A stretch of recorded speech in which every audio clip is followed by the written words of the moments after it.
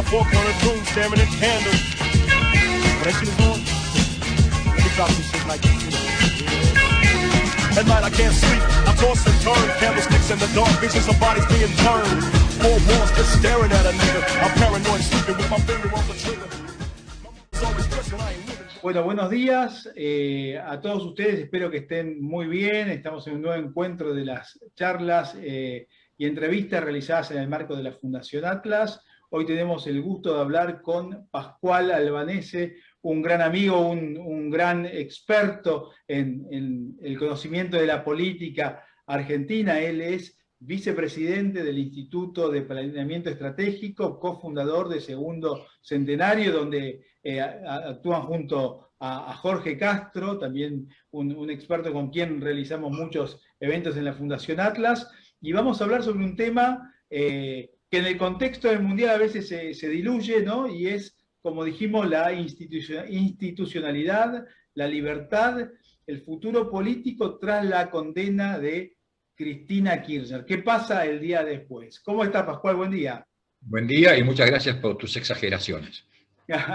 No, por favor, por favor. Gracias a vos por esta posibilidad. Y te pregunto políticamente, ¿cambia algo tras la condena de Cristina Kirchner, si bien sabemos que no va a ir presa ahora mismo? Todo indica que sí. Es decir, una cuestión es la legal y otra, en este caso, es la política. Desde lo legal, tal cual vos lo acabás de decir, en realidad esto tiene un valor relativo, porque, bueno, hay dos instancias de apelación y por ahora uno puede imaginar un par de años por delante, y encima otros procesos en marcha, lo cual pronostica un lapso bastante prolongado hasta que esto tenga una definición. De todas maneras, en ese punto en particular, y antes de entrar a lo político inmediato, a mí me parece que a esta altura del partido, aunque parezca ya el 2007 para un país como la Argentina parezca un larguísimo plazo, lo cierto es que hay algo que parecería bastante claro, y es que en el año 2007, como producto de las condenas en relación no al tema de la prisión, sino al tema de la inhabilitación para el ejercicio de cargos públicos, Cristina Kirchner no va a poder ser candidata. Estoy hablando, insisto, del año 2027, no del año 2023. Esto quiere decir que desde el punto de vista jurídico, la figura de Cristina Kirchner tiene, como podríamos decir en términos del supermercado, fecha de vencimiento, que es diciembre del 2027. Esto podrá o no ser un dato importante para la opinión pública, sospecho que no lo es, pero no es un dato poco relevante para el sistema político y para, en particular, el peronismo, que naturalmente está obligado a pensar en el después. Y en ese sentido lo que ha quedado claro es que quien ha ejercido el liderazgo político de la fuerza política más importante de la Argentina, vuelvo a decir, tiene una cláusula de caducidad que vence el 10 de diciembre del 2023. Esto en lo jurídico. En lo estrictamente político, me refiero acá a lo inmediato, lo cierto es que daría la impresión, y hay que reconocer que esto es una impresión todavía, que más importante que la condena propiamente dicha, aunque haya sido la causa de lo que vino después, fue la declaración de Cristina Kirchner del día martes 6 de diciembre a la noche, en el sentido de que ella no va a ser, mejor dicho, candidata a nada en las elecciones presidenciales del año próximo. Creo que este punto, desde lo político, es más importante que la condena propiamente dicha, porque efectivamente esto sí tiene un efecto no ya para el 2027, sino para el aquí y ahora. Desde ya, que cualquier afirmación de un dirigente político en general, y de Cristina Fernández de Kirchner en particular, sobre un tema tan delicado como una candidatura, es algo absolutamente reversible. Y sin ninguna duda cualquiera tiene todo el derecho del mundo a pensar que dentro de 15 días o de 6 meses, ella diría exactamente lo contrario y va a encontrar siempre algún argumento más o menos plausible para sus partidarios que permitan sostener ese cambio de opinión. Pero, da la impresión de que adentro del peronismo hay mucha gente que es como que ha resuelto tomar en serio ese renunciamiento. Entonces, por ejemplo, la reunión que hubo, si mal no recuerdo, el lunes a la noche, en el Consejo, a tarde, perdón, en el Consejo Federal de Inversiones, un lugar que en la historia política argentina evoca mucho la crisis del 2001, con los gobernadores peronistas y la conducción de la CGT para generar un espacio de diálogo que implica de alguna manera la configuración de un polo de poder autónomo, marca hasta qué punto esta condena está teniendo efectos políticos también en lo inmediato. ¿Y estamos ante la muerte del kirchnerismo hoy en día? ¿Los La palabra, casos? yo diría esto en dos partes. Si como muerte del kirchnerismo entendemos la muerte del kirchnerismo como fuerza política, yo diría que no. No estamos ante la muerte del kirchnerismo. El kirchnerismo es una corriente política que ya está instalada en la política argentina, con sus más y sus menos va a poder sobrevivir a esta situación. Si nos referimos, en cambio, al ciclo del kirchnerismo, iniciado en el año 2003, y de alguna manera al kirchnerismo como eje de la política argentina y como un modelo posible para la Argentina, sin ninguna duda que ahí sí podemos decir que eso ha muerto. Vuelvo a decir, ha muerto como alternativa de poder. Puede sobrevivir y seguramente lo hará como corriente política. ¿Y vos ves que la oposición tendrá la capacidad de capitalizar la circunstancia? Es una pregunta de difícil respuesta, como todo lo que tiene que ver con la política argentina, pero vamos como dijo Jack el Destripador, vamos por partes. Yo lo que diría en primer lugar es que hay algo que está claro, si hay algo que está claro en la política argentina, es que el kirchnerismo no va a ganar la elección presidencial del año próximo. O sea, todo lo demás se puede discutir. Eso no. Al decir esto, estamos diciendo entonces que puede pasar cualquier cosa, entre comillas, menos una.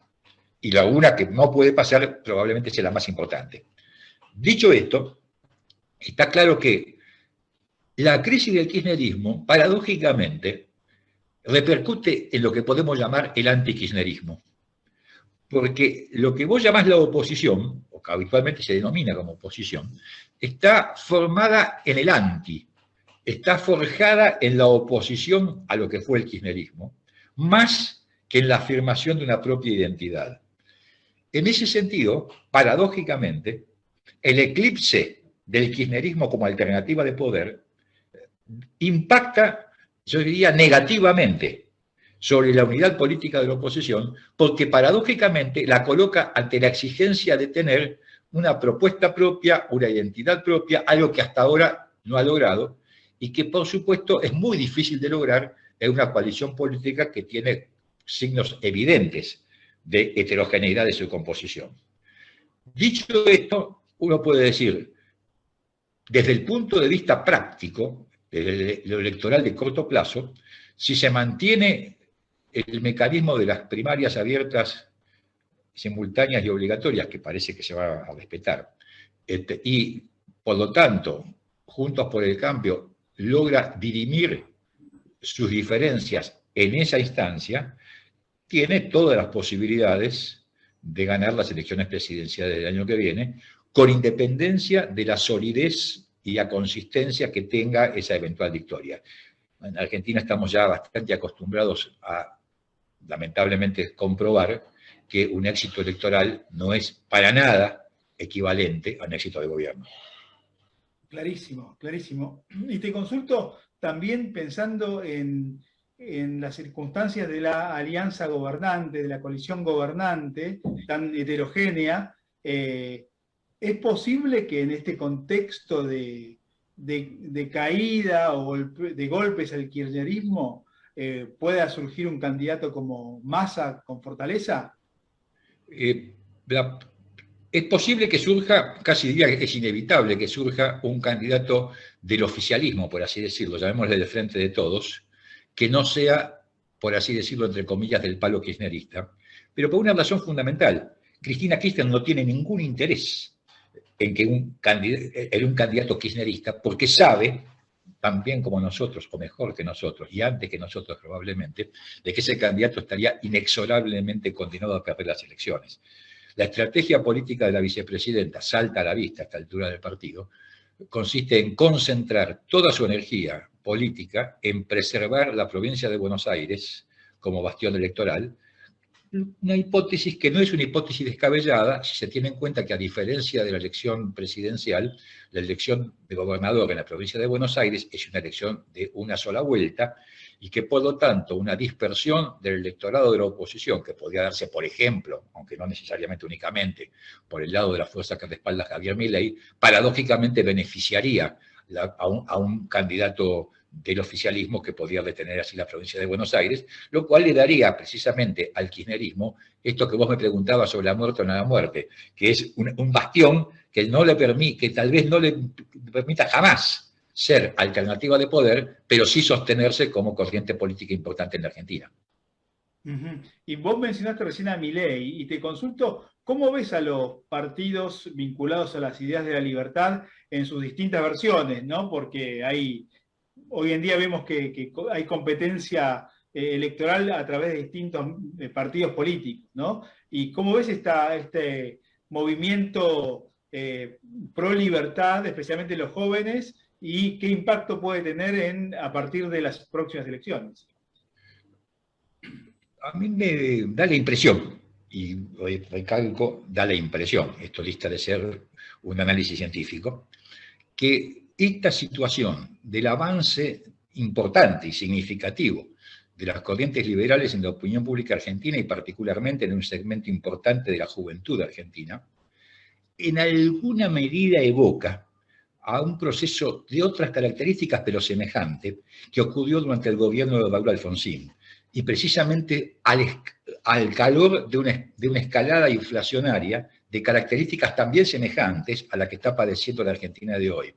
Ustedes recordarán, vos recordarás, o muchos oyentes recordarán, los más jóvenes seguramente que no, que en aquella instancia hubo un momento en el cual lo que fue la Unión de Centro Democrático encabezada por Álvaro Alzogaray, la agrupación UPAU en las universidades públicas de la ciudad de Buenos Aires, en las facultades de la UBA, comunicadores importantes como Bernardo Neustadt, generaron todo un clima de opinión pública que en realidad tenía que ver con un giro que había efectivamente en la opinión pública argentina, en la cual se veía que el tema del estallido inflacionario estaba provocando un agotamiento del modelo estatista, donde palabras que hasta entonces se consideraban de alguna manera prohibidas en el léxico político, como la palabra privatizaciones, empezaban a ser empleadas, y eso generaba, por supuesto, un cambio en la agenda pública. Ese proceso, paradójicamente, no fue capitalizado de forma directa por sus promotores, fue paradójicamente capitalizado por Carlos Menem, que después de haber ganado la elección, canalizó de alguna manera esa demanda. Hago toda esta referencia porque me da la impresión de que algo por el estilo, independientemente de las personas y de las corrientes políticas, puede llegar a suceder en la Argentina del 2024. Porque a mí me parece, por decir poco, muy difícil que Javier Milei o algún otro dirigente liberal importante gane las elecciones presidenciales del año que viene. Personalmente, y por supuesto tengo toda la posibilidad de equivocarme, en principio descartaría esa alternativa. Pero sí creo, y no me cabe la menor duda, de que esa cosa, por así decirlo, que está debajo de ese fenómeno, más allá de los personajes y las corrientes, que es precisamente el surgimiento de esta idea de la libertad, precisamente a partir del hecho de un cambio en la opinión pública que ha colocado a la inflación, esto quiere decir a la estabilidad económica, a la inseguridad, esto quiere decir al orden, en el tope de las preocupaciones ciudadanas, y eso en alguna medida va a marcar, gane quien gane, la agenda del próximo gobierno argentino. Clarísimo, Pascual. Y para terminarte una última consulta, ¿pensás que a partir de la nueva situación política, los jueces se van a animar a más? O sea, la justicia va detrás de la política cuando ven digamos, al personaje más vulnerable, los jueces se animan a descajonear, digamos, resoluciones, sentencias que estaban ahí esperando el momento oportuno? Yo diría que es casi una obviedad una respuesta afirmativa. Así va a ocurrir, con un agregado que no necesariamente va a caer bien a mucha gente, y es que eso también es una caja de Pandora. Porque no solamente esa liberación judicial, por así llamarlo, no solamente tiene que afectar única y exclusivamente al kirchnerismo y a sus personajes emblemáticos, sino que también puede generar otras consecuencias, a lo mejor menos queridas por otros, como por ejemplo la evolución de la causa de los cuadernos, que involucra a un sector muy importante del empresariado argentino, o más recientemente estas denuncias de esta novelesca historia del agua escondido y los jueces federales en Bariloche. Quiero decir, es cierto que la independencia del Poder Judicial tiende a acentuarse como consecuencia de la debilidad del poder político. Este es un fenómeno físico. Ahora, ojo, esa independencia del Poder Judicial en relación a un poder político debilitado no necesariamente está focalizada en un segmento de la política, sino que tiene capacidad de desarrollo, y eso me parece de todas maneras, además, positivo que así ocurra, sobre el conjunto del sistema político y empresarial de la Argentina. Pascual, muchísimas gracias por esta posibilidad de conversar con vos y compartir estas preguntas, dudas que surgen en este momento tan importante, a veces un poco eclipsado por el Mundial, pero están sucediendo cosas trascendentes en el largo plazo a nivel institucional en nuestro país. Muchísimas gracias, gracias a todos los que nos ven, y esta entrevista va a estar disponible en segundos en Facebook, ya no live, sino grabado, y en un ratito en las demás redes sociales de la Fundación Atlas. Un fuerte abrazo, Pascual, muchas gracias. Gracias y hasta pronto. Hasta pronto, gracias. Bueno, espero que te haya gustado el programa. Nos despedimos de una nueva edición de Negocios son Negocios. Un fuerte abrazo y nunca te olvides que si lo podés soñar, lo podés hacer. Chau, chau. I sit alone in my book on a tomb staring at candles. When that shit is on, they drop some shit like this. At night I can't sleep, I toss and turn candles.